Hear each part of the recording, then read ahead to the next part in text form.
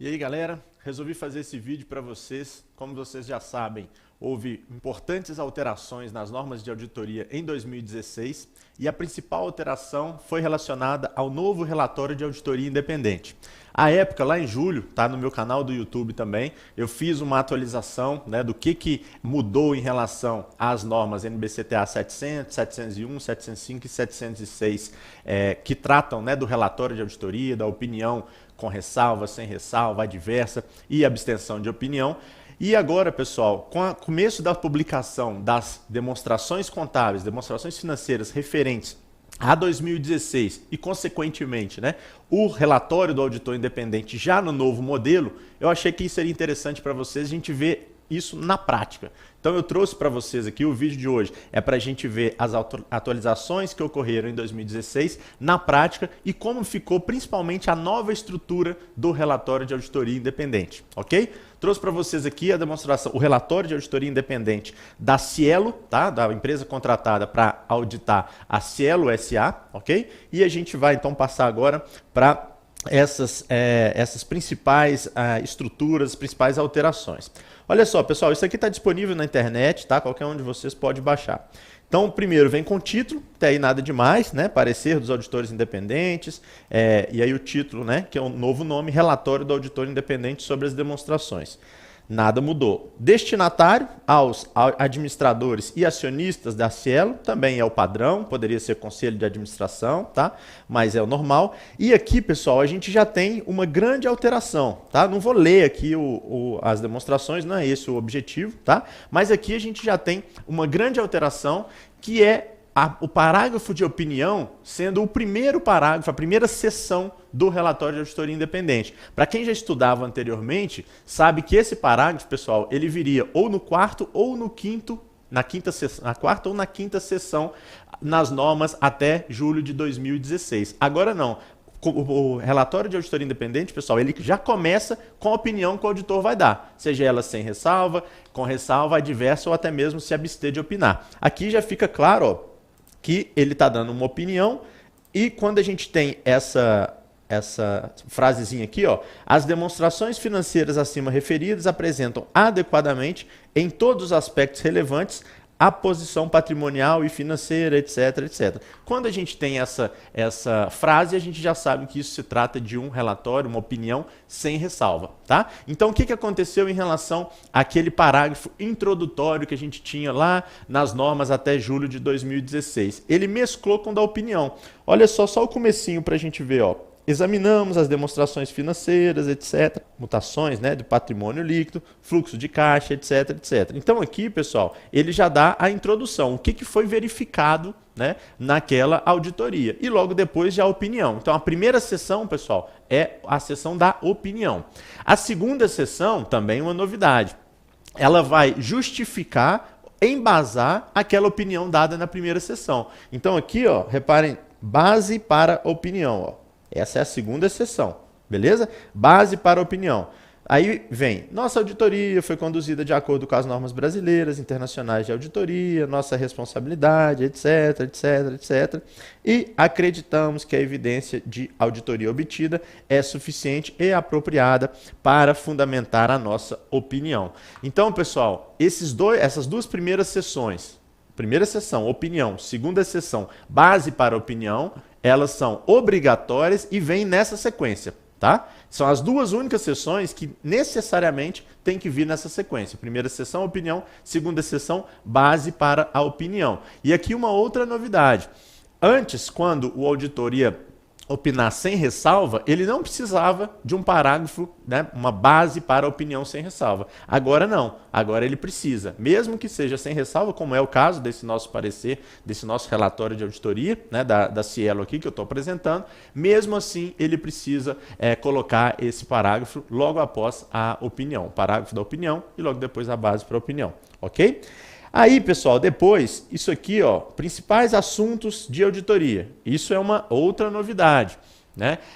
vem a partir da NBCTA 701. Essa NBCTA 701 ela não existia até julho de 2016. Tá? Então, ao contrário das outras que foram alteradas, essa foi inserida, né, no normativo ali do CFC, né, das NBCTAs. Tá? E ela diz o seguinte, olha, o auditor vai trazer para o relatório os principais assuntos de auditoria, né, que ele se deparou ali ao longo daquela auditoria. Ok? Reparem aqui, ó, nesse contexto, ó, o que o auditor lá em relação à Cielo, né, ele trouxe? Processo de captura, processo de liquidação de transações, como a nossa auditoria endereçou esse assunto. Tá? Outro ponto, avaliação do valor recuperável dos ativos intangíveis de vida útil definida e ágeis, como a nossa auditoria endereçou o assunto. Então, pessoal, essa terceira sessão, e aqui é só exemplificativa, é claro que outros relatórios de auditoria de outras empresas, os auditores podem entender outros assuntos como os assuntos mais relevantes, tá? Mas aqui a gente tem que entender que isso faz parte agora, essa sessão, né, de outros assuntos, principais assuntos, na verdade, de auditoria, ela faz parte agora do relatório do auditor independente. Isso não existia até meio de 2016, ok? Depois, pessoal, o auditor trouxe uma outra seção. Essa seção já existia, né, nas normas antigas, seção de outros assuntos, tá? Agora, nas normas antigas, pessoal, essa seção de outros assuntos, ela necessariamente ficava ao final do relatório. Agora não existe mais essa ordem, tirando, novamente, a primeira seção, opinião, e a segunda seção, base para opinião. Tirando essas duas, pessoal, o auditor é que vai entender, dada a relevância de cada assunto, a ordem que ele vai colocar ali das sessões. Então, nesse caso, o auditor já trouxe para a quarta sessão outros assuntos e aí falou da DVA, né, da demonstrações do valor adicionado, ok? Depois, uma outra seção que ele trouxe, ó, outras informações que acompanham as demonstrações financeiras individuais e consolidadas do auditor. Aqui, pessoal, ele faz referência. O auditor vai fazer referência, por exemplo, ao relatório de administração, né, que está junto com as demonstrações, mas ele não é obrigado a auditar o relatório de administração, como vocês já sabem. Tá? Então, aqui nessa sessão, ele faz referência a isso. Depois, ele vai vir com duas sessões que são obrigatórias, mas não a ordem delas, que é aquela famosa responsabilidade da administração e da governança pelas demonstrações e, logo em seguida, a responsabilidade do auditor pela auditoria, né, das demonstrações financeiras individuais e consolidadas. Pessoal, essas duas sessões, que agora, como eu disse, continuam sendo obrigatórias, mas não tem ordem para aparecerem nos relatórios, essas duas sessões eram aquelas sessões do segundo parágrafo e o terceiro parágrafo do relatório anterior. Né? A estrutura do relatório até julho de 2016 era o quê? Introdução, relatório da responsabilidade da administração, responsabilidade do auditor, e aí depois via ou base para opinião modificada, opinião, parágrafo de ênfase, etc, etc. Tá? Agora, como a gente viu, isso não tem mais ordem, tirando a primeira sessão opinião, segunda sessão base para opinião. Mas ele tem que colocar no seu relatório a responsabilidade dele, auditor, e a responsabilidade da administração. Nesse caso aqui, o auditor colocou mais lá para baixo, como a gente está vendo, ok? Então, continuando, né, na verdade, reparem que a seção responsabilidade do auditor, pessoal, ela ficou bem grande, tá? Porque a norma determina que o auditor traga para o relatório vários pontos que antes não precisava, ok? Depois ele fecha, né, a data, a cidade, né, a data, a KPMG, que foi a firma que auditou, a firma de auditoria que auditou, o sócio encarregado do trabalho, né, e o CRC desse sócio encarregado do trabalho. Beleza, pessoal?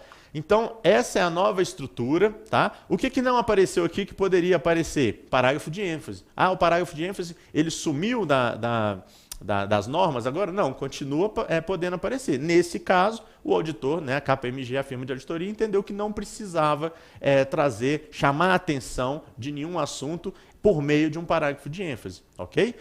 Uma outra situação que poderia acontecer, que também trata, né, das novas normas, ali a partir de julho de 2016.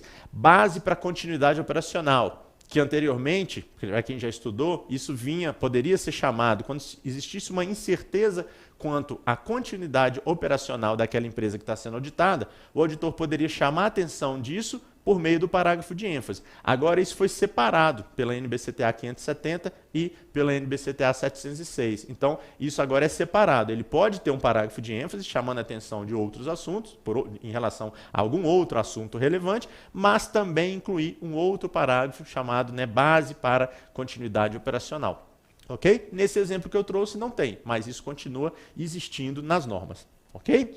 Bom, pessoal, o recadinho era esse, né? Um vídeo mais curto, mas na prática para vocês entenderem um pouco melhor as principais modificações ocorridas ali em 2016 relacionadas ao relatório de auditoria independente. Houve diversas outras modificações, né, que a gente já apresentou em um outro vídeo, tá no meu canal do YouTube aí, ok? Qualquer dúvida, só falar. Abraço.